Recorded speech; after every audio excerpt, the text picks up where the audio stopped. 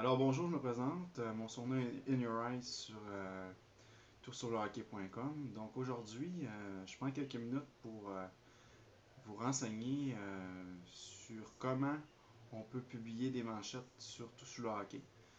En fait, la première des choses, c'est d'avoir un compte utilisateur sur le site. Puis par la suite, vous pouvez publier n'importe quel texte qui vous plaît dans 3 sections.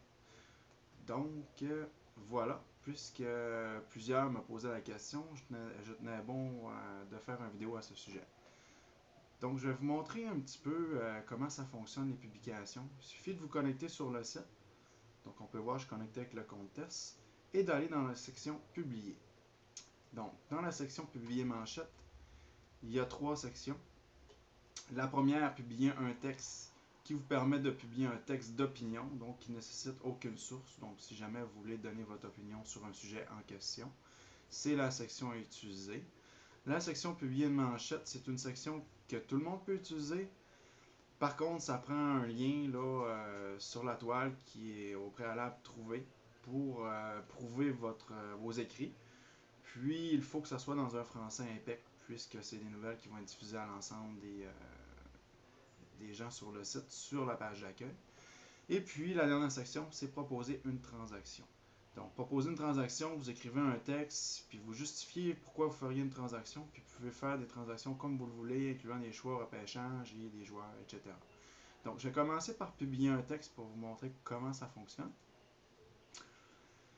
Donc, ce qui est bon à dire, c'est que, en fait, tous les collaborateurs du site vont recevoir un SMS 10 minutes après votre publication pour aller valider votre publication, voir si c'est d'un français acceptable et puis si le texte est intéressant.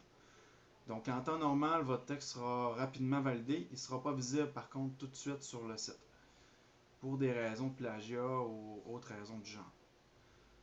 Donc, de là, le libellé qui est inscrit ici dans le haut de la manchette. Donc, section aussi, c'est un texte d'opinion. On inscrit un titre. Donc, si j'inscris le titre, par exemple, j'admire le Canadien de Montréal. Ce qui est intéressant dans ce cas-ci, c'est que si quelqu'un d'autre essaie de publier pendant ce temps-là sur le même sujet, vous devriez voir là, les autres sujets qui sont en cours justement d'édition, donc pour éviter le dédoublement. Donc, on choisit un sujet, donc dans ce cas-ci, on mettrait Canadien de Montréal. Et puis, on peut inscrire du texte, c'est ici qu'on inscrit du texte dans le contenu. Donc, on peut mettre aussi de l'italique, du gras, du souligné.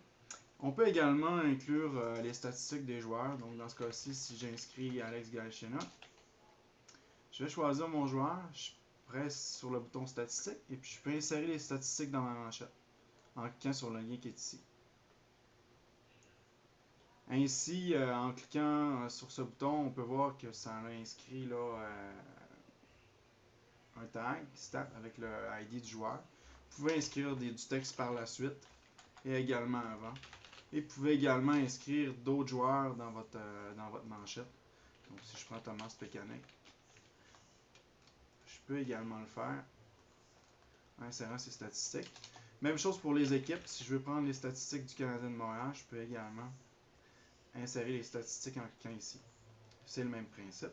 On peut également consulter, là, faire des recherches ici en utilisant les fils équipe et joueurs pour s'orienter sur notre manchette pour avoir des informations supplémentaires.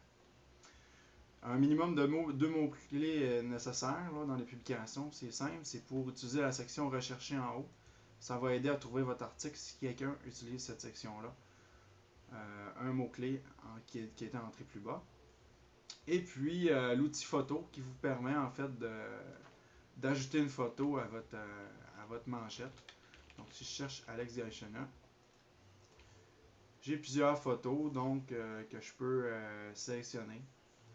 Donc il suffit de cliquer dessus et puis on fait publier et la manchette est disponible. Si je reviens du côté, en fait, pour publier une manchette, c'est un petit peu le même principe. Je vous dirais que c'est pareil, sauf que ça ne publie pas dans la même section. Proposer une transaction, c'est un petit peu différent. C'est pour ça que je vais vous expliquer davantage cette section. Donc, comme on peut voir, là, il y a des manchettes en cours d'édition ici en haut. Donc, même chose pour les autres sections, notre sujet, notre contenu, on peut mettre du texte comme on veut, et puis on ajoute nos transactions. Donc, si par exemple, je simule une transaction, moi je suggère que j'enverrai Thomas Plécanet, exemple, à Columbus. Bien, c'est simple, je viens choisir le joueur, sa destination, je l'ajoute. Et là, on voit là, l'aperçu qui va s'inscrire dans ma manchette par la suite. Et puis là, si je viens dire en retour, j'envoie Brandon Saad, par exemple, à Montréal, eh bien, je viens choisir Canadien de Montréal, ajouter. Et puis, on peut voir là, que le libellé s'ajoute. Il y a une petite erreur ici, là. Ça risque d'être corrigé. Et puis, on peut ajouter aussi des choix repêchage si on veut.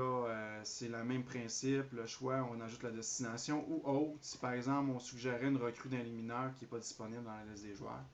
Et puis, on vient publier notre manchette et le tour est joué.